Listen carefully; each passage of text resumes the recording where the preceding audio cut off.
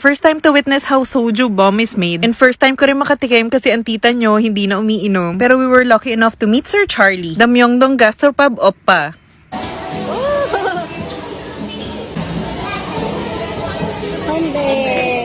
Kailangan daw bottoms up and I did it.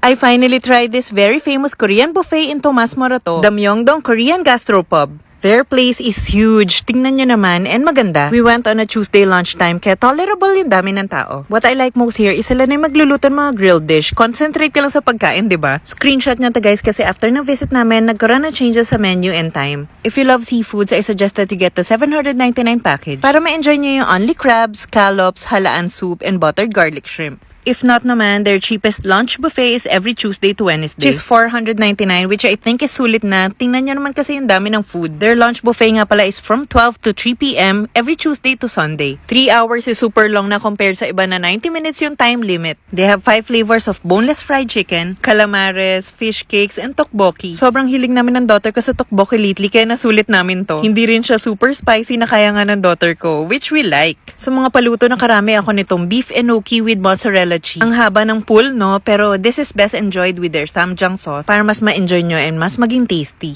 Love this. Nakailang order ako nito. And I finally tried the famous nachos of Myeongdong Gastropub. Ang sarap nga, parang sarili nilang gawa yung chips. And I like na shredded chicken yung kasama. Haluan nyo nun cheese and salsa, perfect. Marami silang soup options pero ang pinaka-interesting is their salmon sinigang kimchi soup.